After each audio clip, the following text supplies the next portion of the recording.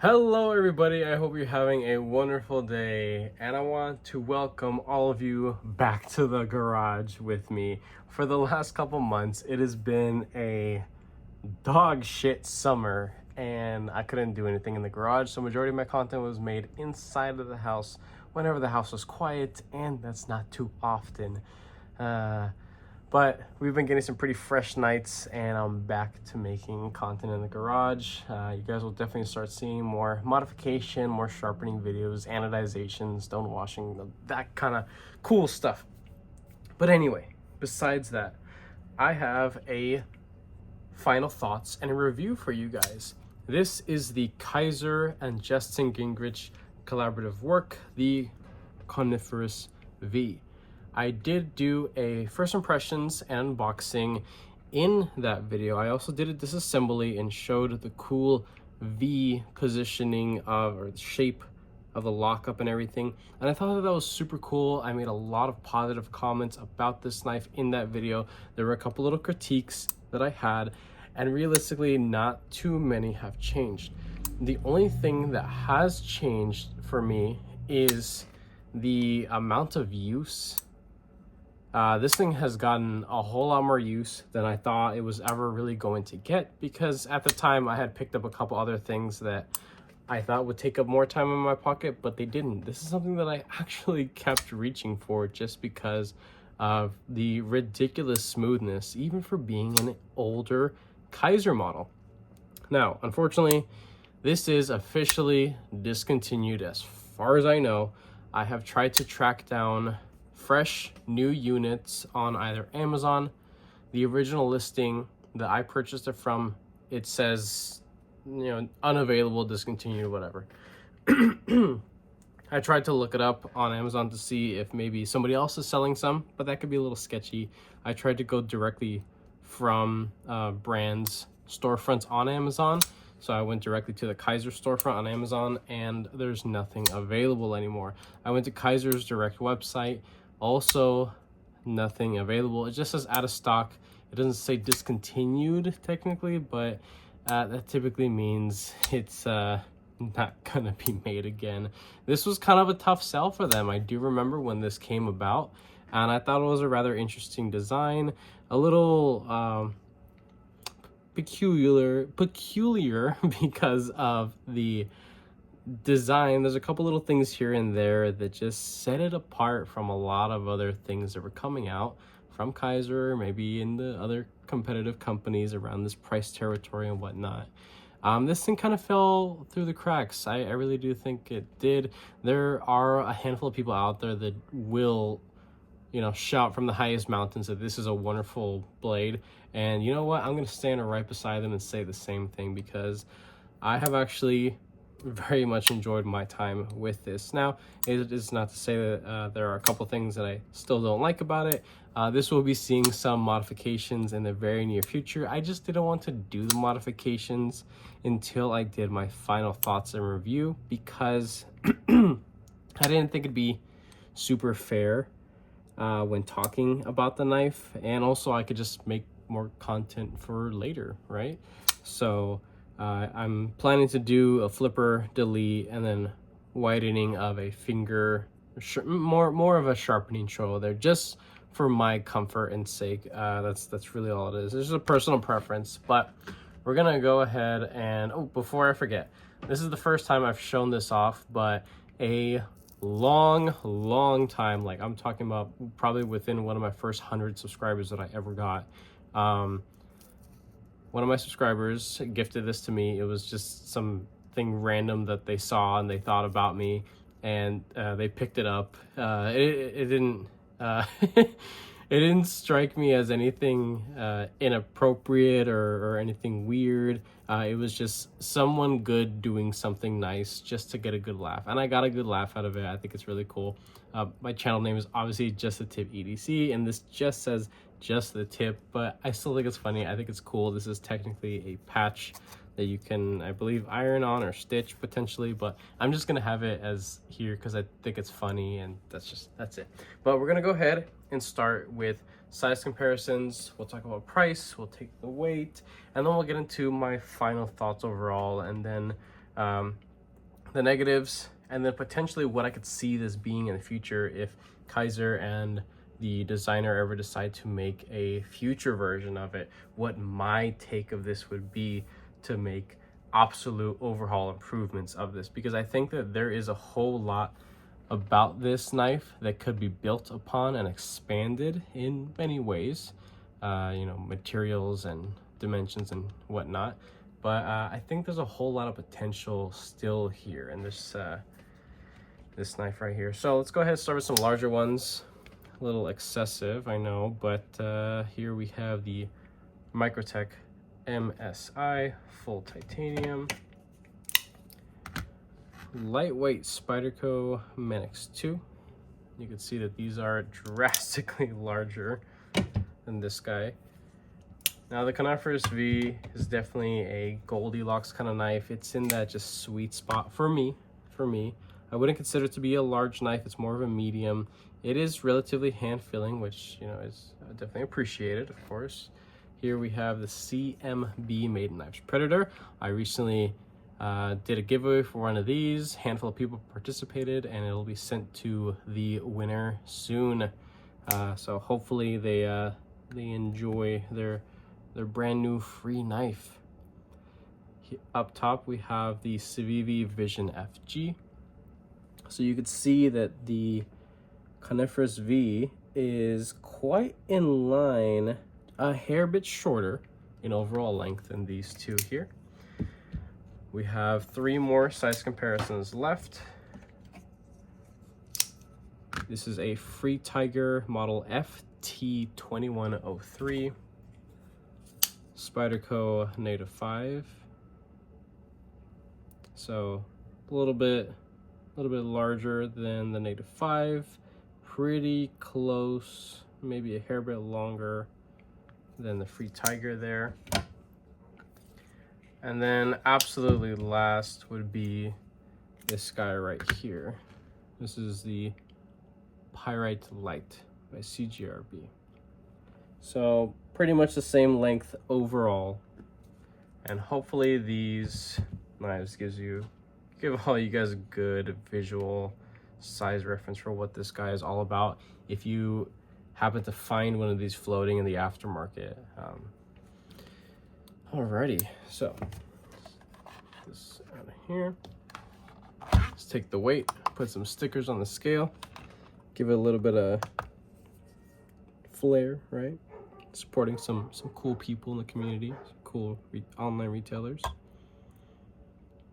4.1, yeah, sounds about right. It is rather on the dense side, but we're working with some pretty hefty materials here. So what you have on this side is micarta, maybe not the finest cut of micarta. I will definitely say, and I guarantee, if Kizer remade this with their updated materials from their current suppliers, this would be a whole lot better of a quality and cut of micarta. But for what it is, it's fine. It looks decent for what it is. It was still machined very well into the tolerances of Kizer from, you know, a year and some change ago. So I don't really have any major complaints. There is a full steel liner that is heavily polished. I think it's kind of funny that it's super polished, but also because it is writing on a super polished surface, that gives it that extremely glassy action there. And then you do have a titanium scale on this side and a steel liner that has 2 tether points, 2 screwed down points inside there. There's also a slightest little relief cut and basically the V-shaped liner itself. You have a ceramic detent ball, ceramic ball bearings, all the typical good stuff. This little thing right here, no, it is not technically intended as a glass breaker or a force implementing tool, but use at your own risk. I don't see why it couldn't be. If the blade is closed, you really could go and maybe crack something lightly, but there really isn't much of that sticking out, so I wouldn't, because then you'd mar up the tie or kind of mash in the micarta there. Whatever, I wouldn't do it, but hey, I'm not gonna tell you what to do with the knife that you bought with your own money, of course. So there isn't a whole lot of weight relieving within this knife because of how it's constructed. Do I think that there is a finer way of constructing this? Yeah, there definitely could have been, but I did the slightest bit of research on the designer, Mr. Justin Gingrich. Hopefully I'm pronouncing his last name right, but he does a lot of fixed blades, and this is a huge departure from a lot of the stuff that he has designed in the past. Now, he has a couple folders out with a pretty beefy, heavy duty, you know, doing more damage by throwing the object more than actually cutting, stuff like that, right? This is big. This is different. This is completely different from a lot of the stuff that he's produced.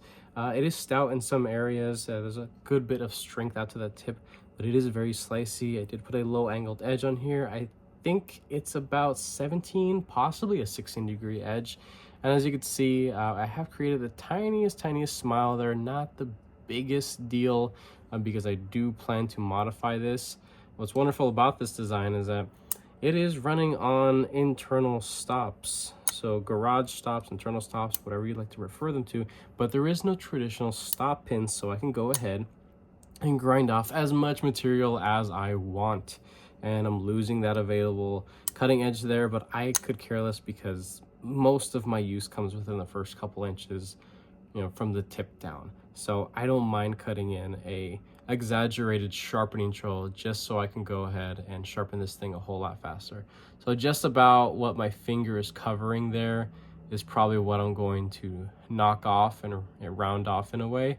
And yeah, there'll be the satin finish of my my little Dremel bits there, but whatever, it's not a big deal. This is a wonderful user knife, definitely. And while removing the flipper tab, I'll just be subject to using the studs. The studs are in an excellent placement for right-handed individuals as well as left-handed individuals. It is very tight to the scale there, yes, but because of the aggression of these steps, not, you know, like ouch aggression, but they're tacky enough to where you're not gonna slip off easily. There's enough grabby to them, and it feels pretty darn good. You can also flip the steel clip to the other side. It is mounted in kind of a weird way, but because of how much length there is to the clip, it does go in the pocket rather easily. It's riding on a completely smooth surface. If you were to transfer it to the other side, there are threads here that are part of the steel liner in there, so lefties can enjoy this, which is, you know, pretty darn cool, because, you know, at this time there weren't a lot of knives that you can do that, where you can actually enjoy it with studs, right and left-handed. You can flip the clip, so I think that's cool, right? That was something that was implemented that I definitely do appreciate. I'm sure a lot of lefties that do have this will definitely back me up on that. Now, what else? We could talk about the blade material, 154 cm. It's good to go blade material, sharpens up extremely easily in my opinion. It is relatively corrosive resistant. I have never really had any issues with it. I even have some in a fixed blade knife that I use in my kitchen, and when I wash it, I typically never even dry it off. I kind of just slap it on my pants and then throw it into the knife drawer, and that's it. And I've never noticed any patina or anything like that. So holds a good edge, right? Not extremely tough, not super high edge retention, not super high corrosion resistance. It's just all well-rounded good blade material. I would put it in the same category as 14C28N, which may be a little bit lower in some categories, but that's where I put it mentally, and especially when it comes to the feel of sharpening, it sharpens up just the same. I think it's good with a coarse, aggressive edge. I wouldn't go anything past 600 grit because it'll get slick and lose the bite pretty quickly. Now, when you get it to 400, 500, or 600 grit, this responds extremely well to some light leather stropping. So this is a knife that will come back with just less than a minute of time on a strop in your workplace, or, you know, out in the field or wherever you're carrying this. But having a little piece of leather with a stropping compound in your daily carry kit, I think that's something that's worth investing in as well, even if it's just a tiny little strip of leather, nothing fancy. But yeah, it definitely brings the bite back to this thing pretty easily, and you're good to go. The placement of these screws, these standoffs right here, and another thing too, these are all T6. I don't like T6. I hate T6. A lot of people hate T6. The pocket clip screws are also T6, but those are typically, you know, kind of normal to be T6s. They could have been T8s. They weren't. I don't remember Kizer doing a crap ton of T6s at this point in time when this, you know, was brought into production. So I don't know who made that call, right? And the placement of them being so close together, it's a little odd. I think it would have been just fine with one, realistically. There's enough structure and rigidity to this knife. I can't see it having any structural issues with just having one, maybe replacing these two and just putting a good T8, something a little bit larger, and that's it. You're done. It's fixed. And then maybe having a tiny little like a quarter length backspacer kind of wrapping around here, or just to close it off, not for any safety reasons, but maybe just a different way to design it to not have just this awkward placement of two standoffs here. I think it's a little funny looking, right? There are some people, designers in the community, that have that little thing that they do that is just like, oh, when you see it, oh yeah, that's probably this guy or that guy. Currently there is a designer that does a lot of stacked, basically, you know, standoffs. That would be Tough Knives. I think that's the maker, or at least his name on the social media platforms. He does a lot of that, so his collaborative works all across other, you know, OEM platforms. This design where they're basically stacked like right next to each other, where it's kind of pointless, that's just a thing that they do. I can't say the same for Justin here and his design language. I couldn't really figure it out. Like I said, he does a lot of stuff that just seems to be super ultra robust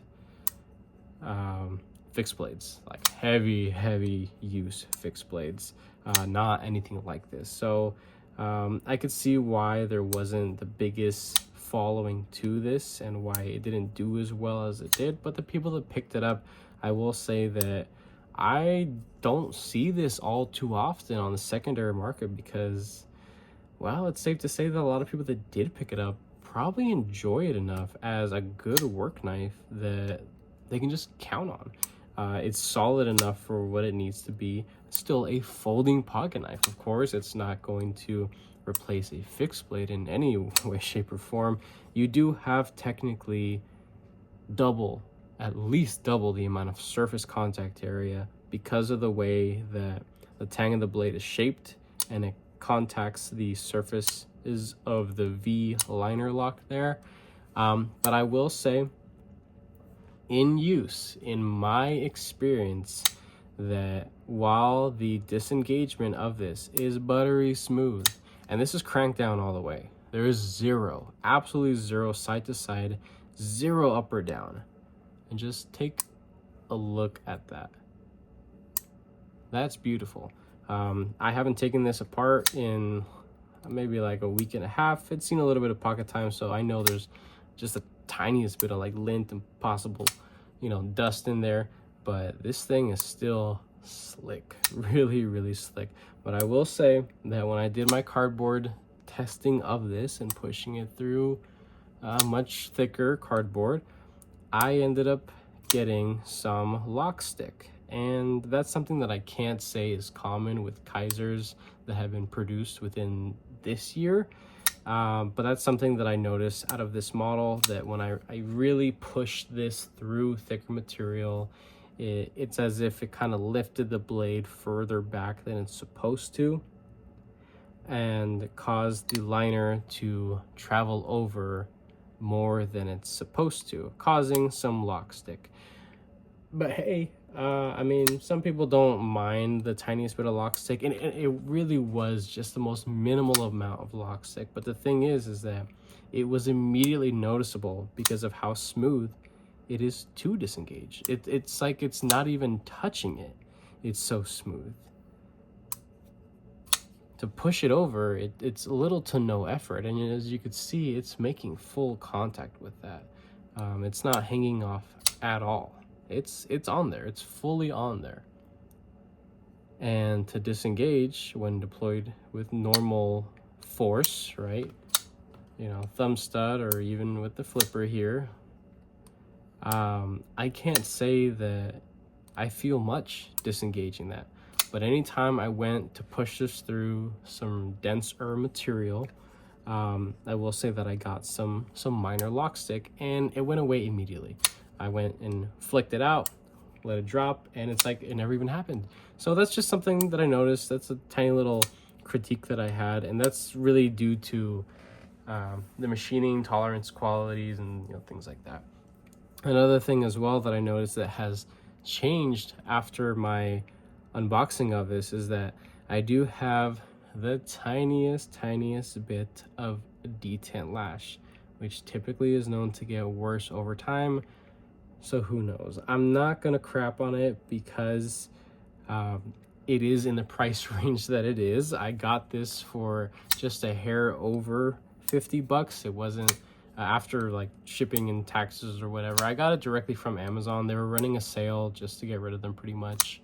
But even on Kizer's website, it was maybe like $56. It really wasn't a whole lot. I remember at one point it was a little bit more when they first made it, and then they saw that people just weren't buying them as fast, so they brought the price down and put this on different holiday sales or special runs or things like that, just to get rid of them, pretty much, just to get them out there a little bit more, maybe hoping that more people will get a hold of them and say good stuff about it to get a little bit more traction. Who knows what their reason was, right? That's the only thing that I could possibly speculate. But I will say that I have enjoyed it. I definitely have enjoyed it. I want to mention also that I did show in the unboxing of this, when I did my disassembly, I kind of focused on the way that they machined the detent hole. It was a little odd shaped, and that's most likely why I could feel the tiniest bit of movement there. Not the end of the world, not a big deal. I cannot feel it at all when I go to deploy it, whether it's studs or the flipper tab. I don't feel it at all. So it's extremely minimal, but chances are it may get worse with time. And this could also just be my unit.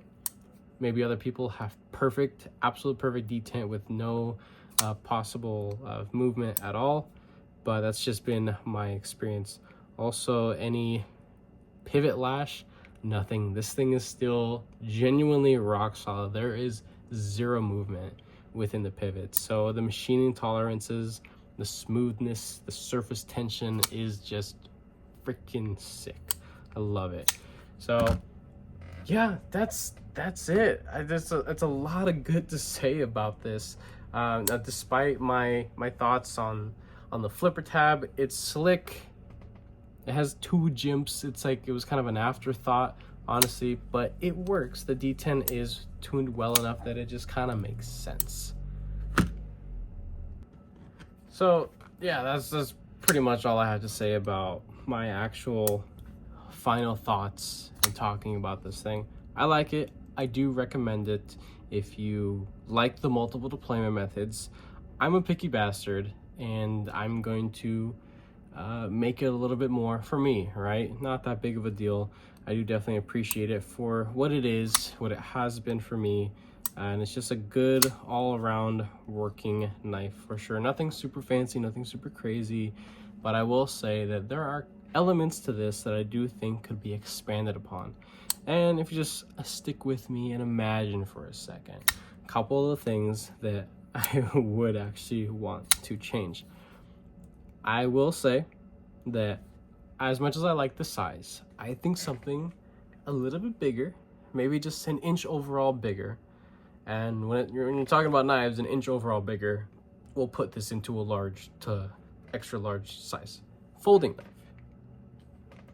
So if it's a little bit larger, more usable blade length, keeping the thickness of the blade, I think a lot of people would enjoy.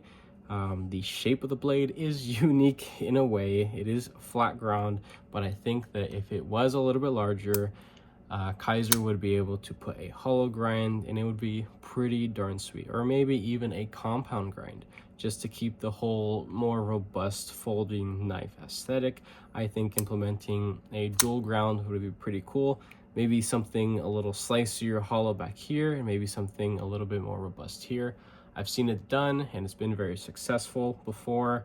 I know not everybody likes that kind of look, but I think this is something that would actually benefit from a grind like that. I think it would be pretty cool, give a little bit more visual intricacy when it comes to the blade, because the only thing that's on this is just a nice little stone wash. There's nothing really fancy about that. Now, if there was some polishes and maybe some satins, as much as I freaking hate satins, I think that if this was actually a deep satined ground blade, maybe if a flat had a polished stone wash, that'd be pretty cool, and maybe the dual ground here would be a like a hollow deep satin. I think that'd be pretty cool, pretty visually aggressive. The flipper tab could absolutely be minimized. It could be half the length and just more aggressively jimped because of how well it is tuned. It doesn't need much to get it out, to get going. I think that if the flipper tab was chopped and was well jimped, aggressively jimped all the way around, there would be enough traction and enough surface area to get the blade out, but also not be so weird and dinky looking when it's deployed. And I know that it is kind of a safety, it acts as a guard in a way, but get a grip, guys. You're not gonna ride up a blade, you're not. And if you're doing stuff that may cause you to ride up a blade, you're using the wrong knife. So that's just something for me, just to kind of clean things up a little bit. Another is just changing the mounting position of the pocket clip. It looks really awkward, and that also has to do with how it kind of flares out back here. So sorry, I keep bumping the tripod there. So it's nice and flat, very open. It's not confining you to any specific grip position, but then you kind of get stumped back here with this little like faux pommel kind of thing back here. This weird, I don't even know what the hell it's called. It works, it's fine. I get it. Maybe if you wanted to push in, like push down and like have your palm on it. There is jimping here on the micarta and on the titanium itself. It's very well aligned. I do like it there, but it didn't need to look this way. The lanyard loop, I would just get rid of it completely. Replace both of these with a larger lanyard like post, but also fastened down with T8s, and maybe just an actual post, a separate post that's just there without screws, just kind of a floating post to help with some more midway, I guess, rigidity, if that's what the goal was for having the two separate posts. I think having something back here that's a little bit thicker, a little bit better for structural rigidity, and if you really absolutely have to have a lanyard, just kind of do it like how Chris Reeve does. Where the hell is mine? It's over here, this shit right here. This is what I'm talking about. So while this is not screwed down, it could be, right? So there's a hole through it, and the screws could technically go about halfway through.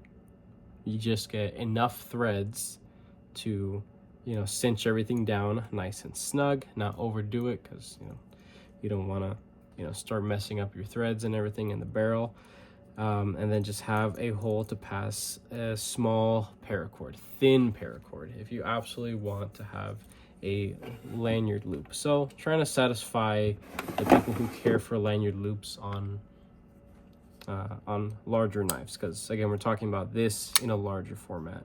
I will definitely say that while I like the backup of the milled steel polished liner on the inside, that absolutely could be weight relieved and cut out in a way to have some weight reduction. Also on this side as well, keeping the whole V-lock, I get it, it's cool, but there could be some weight relieving done to the tie itself, and I think it would just make for a extremely versatile large blade that doesn't come in weighing half a pound. So another thing too, probably slightly larger studs, something with a little bit more surface area, definitely not taller, not pointy or weird, nice simple standard freaking studs, just a little bit wider. A great example, this, this might be a little bit overkill, but this is the Civivi Vexillum, and this is the first time I've seen Civivi use anything more than just their standard studs. But these things look cool. They don't look super high tech and expensive. So if something like this was put on something like this, if this was bigger, that would be one banger of a knife. It really would be. So just imagine with me for a second that the Coniferous V was close to, if not the same length as this guy right here. This is a big freaking knife. Like, this is a really big knife for me, right? This is overkill for what really anybody would need in a typical urban modern environment. Now, if you're a rancher or a ranch hand, or if you do heavy construction, this, it may not be the knife for you, I don't know, but this is overkill for my environment, but it's still cool and I love it. I will say that these studs are probably one of my favorite little things about it, and if those were put on this in a larger version of the Coniferous V, the Coniferous V XL or something like that, I think that would be pretty darn sweet. The lock bar, let me leave it as it is. I think that there's plenty of access. It's ultra comfy for me. I wouldn't change it at all, actually. There's a little bit of traction here. It's not sharp at all. I don't get pinched pressing against the tie there. Everything is well rounded off. So there are just very minimal changes that I would personally make to this that would just completely give us a whole makeover and be something that is visually aggressive, versatile, actually usable, and Kizer would be the company that would make this, and they're very much capable of making something cool looking like that. So yeah, that's it. That's pretty much it. I would still keep the tie and the micarta, or maybe switch them to the micarta for a different material. There's so many different types of materials to work with nowadays. So that's it. That's just my little just putting my idea out there for what this thing could be in the future.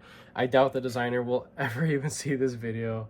I doubt Kizer or anybody affiliated with Kizer will ever see this video, and not that big of a deal, but this is me, just one freaking dude, just sharing his ideas of what this thing could be, what it could have been, and that's it. But for as it is, I like it. It's gonna stay in the collection. I'm gonna do my modifications of it, have a good time in using it, and that's all it's gonna be pretty much. So if you guys like this video, I know it was a long one, go ahead and leave a like down below. If you are subscribed, thank you so much. I appreciate all your support and your patience. Of course, if you're not subscribed, please consider subscribing, because I have plenty more content and videos coming your guys' way. And with that being said, I hope you have a wonderful rest of your day.